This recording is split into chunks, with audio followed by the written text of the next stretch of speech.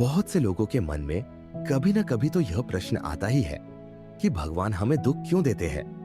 आखिर भगवान क्या चाहते हैं और मेरी मदद क्यों नहीं करते। भगवान तो सब कुछ कर सकते हैं।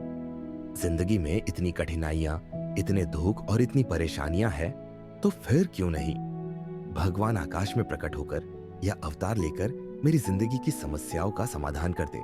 इन सभी प्रश्नों का उत्तर जानेंगे श्रीमद् भागवत गीता के एक श्लोक से, और इस श्लोक को समझने का प्रयास करते हैं एक कहानी की मदद से।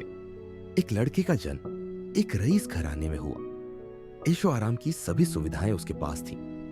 वो कुछ भी नहीं करता था, बहुत आलसी था। उसको बचपन से काम करने की आदत ही नहीं थी। उसके पिता ने उसको बहुत समझाया, पर उसका मन सोने और खाने पीने में ही था। एक दिन उसके पिता की मृत्यु हो गई। उसकी मां पहले ही स्वर्ग सिधार चुकी थी। उसके भाइयों ने उसे यह कहकर घर से निकाल दिया कि वो कुछ नहीं करता, और उसके भाई सारी उम्र उसे खिला पिला नहीं सकते। वो मन से उदास और पूरी तरह से टूट चुका था। पिता को खोने का दुख अभी समाप्त भी नहीं हुआ था कि उसके घर से उसे उसके भाइयों द्वारा जुदा कर दिया गया। वो निकल पड़ा बिना किसी मंजिल के। रास्ते में चलते चलते उसको बहुत भूख सताई। वो एक आम के बगीचे में पहुंचा। उसने देखा कि आसपास कोई भी मौजूद नहीं है। बगीचे की रखवाली करने वाला माली एक पेड़ के नीचे गहरी निद्रा में सो रहा था। तो उसने आम तोड़कर खाने शुरू कर दिए।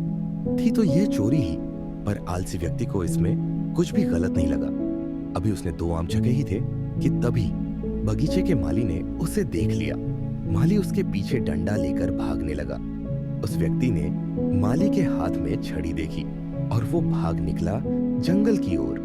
जंगल बहुत ही घना था। इतने बड़े जंगल में जंगली और खतरनाक जानवरों का होना स्वाभाविक था, और उस व्यक्ति ने सुबह से केवल 2 आम ही खाए थे। वो भूख से तड़प रहा था। देखा कि जंगल में कुत्ता है। उस कुत्ते की 2 टांगे हैं। वो कुत्ता बहुत मुश्किल से धीरे धीरे दोनों टांगों से चल पाता था। व्यक्ति उस कुत्ते को देखकर समझ नहीं पाया कि यह कुत्ता जंगली जानवरों के बीच जीवित कैसे रह गया, क्योंकि वह तो बेचारा चल भी नहीं पाता था।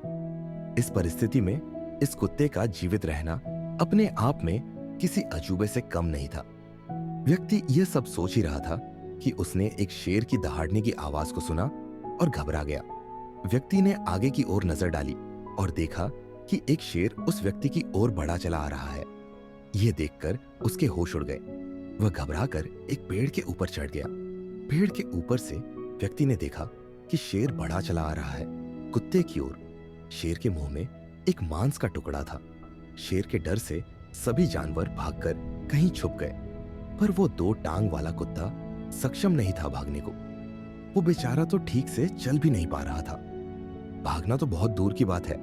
व्यक्ति ने भगवान से प्रार्थना करनी शुरू कर दी। हे भगवान, इस मासूम जानवर को बचा लो, शेर इसे खा ना जाए। लेकिन जो अगले पल हुआ वो हैरान करने वाला था। शेर के मुंह में जो मांस का टुकड़ा था उसको वह लंगड़े कुत्ते के पास छोड़कर आगे चल दिया, और व्यक्ति भगवान के उस चमत्कार को देखकर बहुत प्रसन्न हुआ। व्यक्ति याद आया कि किसी ने उससे कहा था कि भगवान सब कुछ करते हैं, तो उसको तो कुछ भी करने की आवश्यकता ही नहीं। भगवान ने उसको जन्म दिया है तो उसके बारे में कुछ तो सोचा ही होगा। अब उसको लगा उसको बहुत बड़ा ज्ञान प्राप्त हो गया है, और वो जा बैठा पेड़ के नीचे इस प्रतीक्षा में कि भगवान उसके लिए भोजन का इंतजाम करेंगे। कुछ घंटे बीत गए, भगवान ने किसी को नहीं भेजा। व्यक्ति की नजर बार बार उस व्यक्ति को ढूंढ रही थी जिसको भगवान ने भेजना था उसको खाना खिलाने के लिए, पर कोई नहीं आया। भगवान ने किसी को भेजा ही नहीं। पूरी रात बीत गई, परंतु कोई नहीं आया। अब वो कब तक इंतजार कर सकता था। उसके सब्र का बांध टूट गया। उसने सोचा आखिर भगवान हमें दुख क्यों देता है, और वो लगा जोर जोर के चिल्लाने, भगवान मेरी किस्मत में ही इतना दुख क्यों, इतनी तकलीफ क्यों, क्या बिगाड़ा है मैंने तुम्हारा। आखिर किस बात का बदला ले रहे हो तुम मुझसे। इस आलसी व्यक्ति की बात सुन ली। जंगल में साधना कर रहे एक साधु ने। वह साधु जा पहुंचे उस व्यक्ति के पास और उससे उसकी समस्या पूछी। व्यक्ति ने अपनी सारी बात उस साधु को सुनाई। पहले तो साधु महाराज ने व्यक्ति को भोजन कराया, भोजन करने के उपरांत व्यक्ति ने साधु से पूछा। भगवान ने उस लंगड़े कुत्ते पर भी दया दिखाई, परंतु मुझ पर जरा दया नहीं दिखाई। आखिर क्या कारण है भगवान की इस बेरुखी का? भगवान हमें दुख क्यों देता है? साधु ने उत्तर दिया, ये सत्य है, भगवान ने हम सभी के लिए एक योजना तैयार की है और तुम भी उसकी योजना का हिस्सा हो, परंतु तुम भगवान के इशारे को नहीं समझे। भगवान तुम्हें उस लंगड़े कुत्ते की तरह नहीं बनाना चाहता, बल्कि भगवान तो चाहते हैं कि तुम उस शेर की तरह बनो जिसने उस लंगड़े कुत्ते की मदद की, उसको खाना खिलाया। सच यही है कि भगवान भी उसी की मदद करता है जो स्वयं की मदद करता है। श्री कृष्ण जी ने भागवत गीता के 3 अध्याय के 8वें श्लोक में कहा है, कर्म न करने से कर्म करना श्रेष्ठ है। यदि तू कर्म नहीं करेगा तो शरीर का निर्वाह भी नहीं हो सकेगा। भगवान ने अर्जुन को भी युद्ध लड़ने की जिम्मेदारी दी थी। स्वयं श्री कृष्ण भी अर्जुन के लिए युद्ध नहीं लड़े, उन्होंने केवल उसे सही मार्ग दिखाया, पर कर्म तो अर्जुन को ही करना पड़ा। भगवान हमें दुख देकर हमें कमजोर नहीं बल्कि मजबूत बनाना चाहते हैं। कठिनाइयां हमें सीखने और आगे बढ़ने का अवसर देती है।